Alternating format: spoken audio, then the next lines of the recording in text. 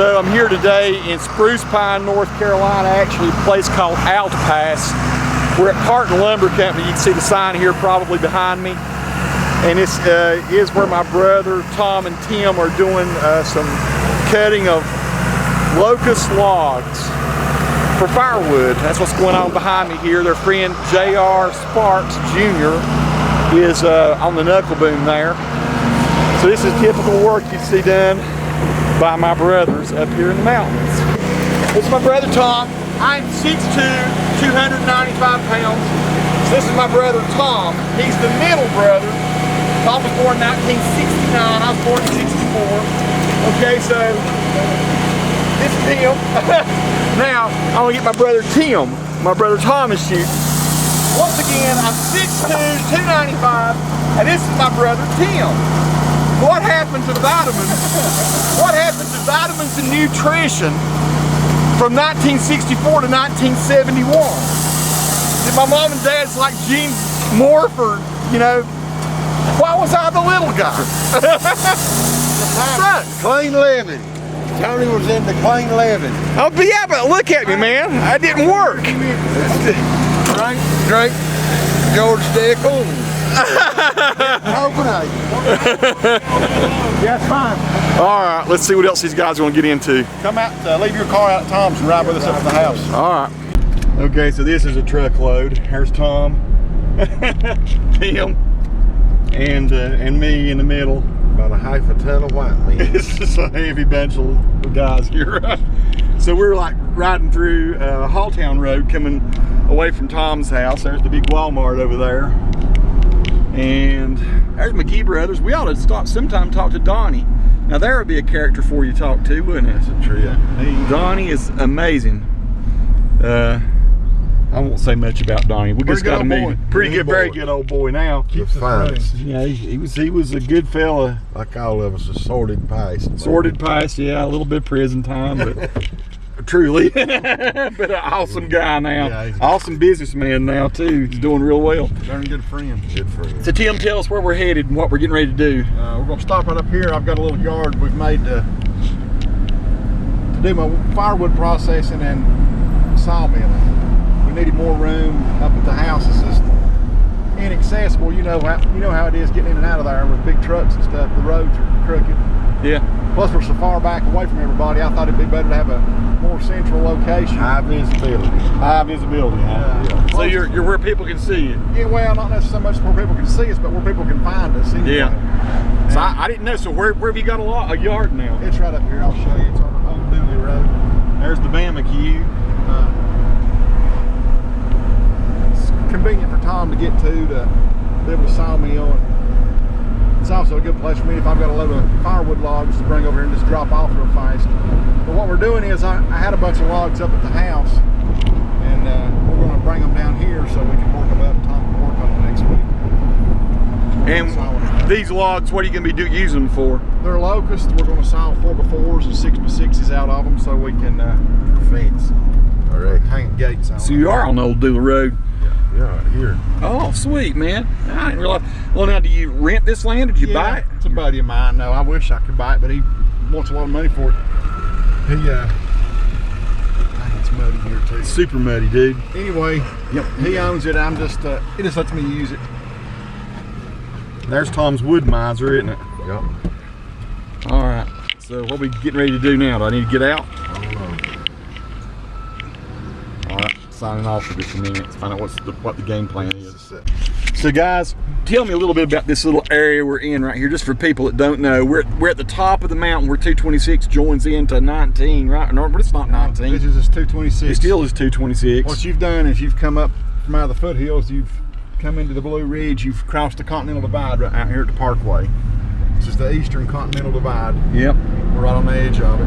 And we're in the touristy area. For those people that don't know, this area is famous for minerals, gems. You can come up here, you can find all kinds of stuff. Aquamarine, rubies, emeralds, crap, I don't know, sapphires, all kinds of stuff up here. And so a lot of people capitalize on that. That's the Blue Ridge Parkway right there that we're getting ready to cross under. And that's the Mineral and Gem Museum back there to behind us. And this is where you come up the mountain from. That's 226. This is 226A. Is that where we're on now? Right. 226A. So this goes right along the side of the mountain. If you ever saw the old cartoon Snuffy Smith, a lot of people think this road is similar to that because it really hugs the mountain. You get used to driving it if you live up here and don't even think about the fact you can fall into the next county. Tom, you ever had a close call on this road? No, hello fire, I say. Oh, hello fire. That's right. How about you, Tim? Did you ever cause a close call on this road? Oh yeah. Yeah, I've had numerous incidents on this highway. As the Mainly contributed to my youthful hot rodding, thinking I could drive type of stuff. You got to realize that we grew up in the era of the deep boys. yeah, it's true. You're straightening the curves and flattening the hills. Yeah. Someday the mountain might get them. Well, I never will. So anyway, yeah, this is the road back to where we are originally from, Little Switzerland. So we're kind of headed that direction. Man, it is tight in an F-150 with our three big asses. You know, they used to make these seem like trucks It's like used a to water, be big. man. This truck is like, I swear, I think they put all this padding and stuff in to keep you safe, and you ain't got room to get in them. You know, well, we got plenty of padding to keep us safe already. The doors, they didn't used to be so wide, it don't seem like here. I swear, I think mine is wider than this. No, what year not. is this one? Your truck is exactly the same width. model. Are you? This is 98? Mine's a 2002, but it's the same exact body style. You're just used to sitting here where I'm sitting. You've never rode that hump. Yeah, maybe so, dude. I'm gonna get the measuring tape out. Swiss I guarantee Village. it's not. Now, the area we're coming through here is kind of really expensive real estate, isn't it? I mean, all this stuff to the right up here, people will build. It was. It's expensive compared to what hillbillies can afford. Exactly. But if you're from some city, it's not expensive. That's still the lure for people coming up here out of Florida or Charleston or wherever. In If South you can Carolina. get mountain land cheap, but don't tell anybody. Yeah. And this is the big. Ain't necessarily cheap. It's just that we can't afford it. Yeah. But we have it.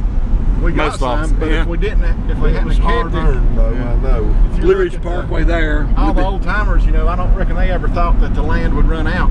They could buy a big farm for, say, like maybe even 100, 200 acres for a couple $1,000, and somebody from Florida would come up and offer them $10,000 for it, and that's like, well, crap, yeah, I'll just go buy me another one for two and Buy me a farm off put the 8,000 mountain where I can farm. But eventually, it ran out to where they couldn't replace the farms they were selling because there's no way of making enough money to afford $10,000 an acre. Yeah. I've always figured they's just pure outlaws because I ain't come up here and try to scratch out a living on a rock cliff.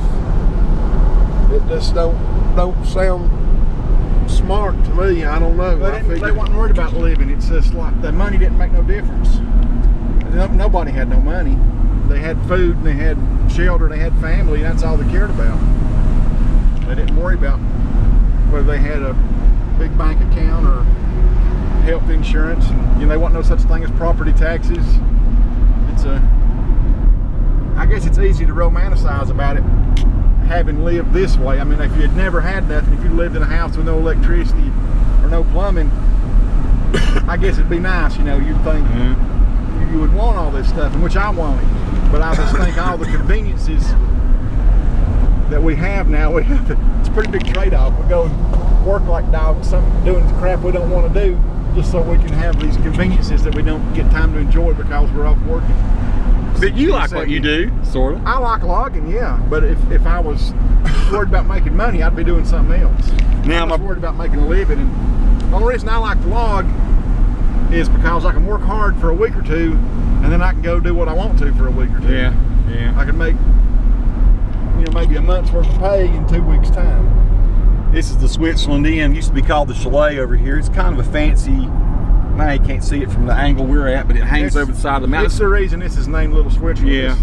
This was not called Little Switzerland until the tourists came and named it that. Well, it's actually a judge, an old judge that named it Little Switzerland. Judge Clarkson. He started this Long time The ago. name of it was Fenoy. Yeah. Fenoy? With Never a heard P. that. PH. O-N-E.